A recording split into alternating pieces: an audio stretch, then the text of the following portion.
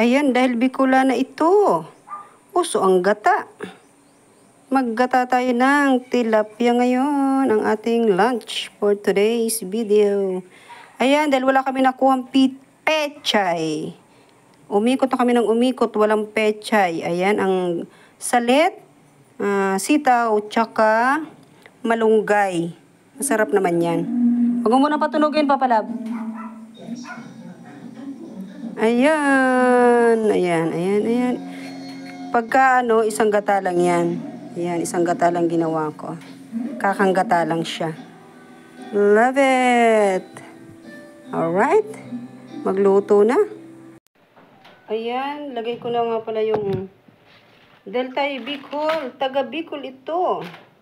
Sa ilalim na ang sibuyas, luya at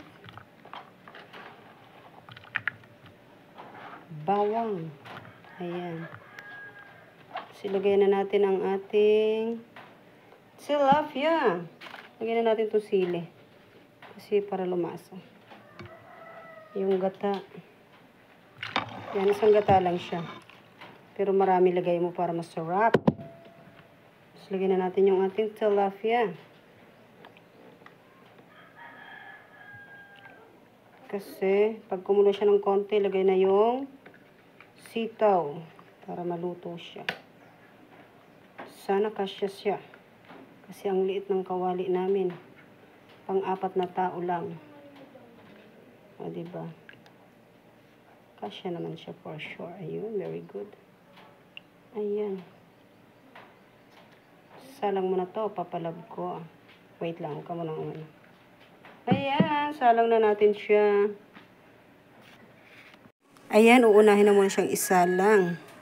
For the go na to. Ayan, konti na lang. Paano-anuhin lang natin yung gata para siya magmantika. Ayan, basta Bicol. Gata is life. Kahit mahal ang ating nyug. Basta gata-gata. Yan ang ating tilapia. Dahan-dahan at baka madurog. Ayan. Wala kasi kaming pechay. Kahit saan kami humanap sa palengke, walang pechay. Ibig sabihin, hindi tag-pechay ngayon. Kaya yan yung salit. Ano na lang? Dahon ng malunggay at sitaw. Okay na yan. Tara, let's na. Kainan na. Okay na to. Kunti pa. Tara na. Ayan na ang aking ginataang tilapia. Ang sarap. Nagmamantika sa gata. Yan ang todo na to. Ano pa ba? Tara na, kain na tayo. Let's go!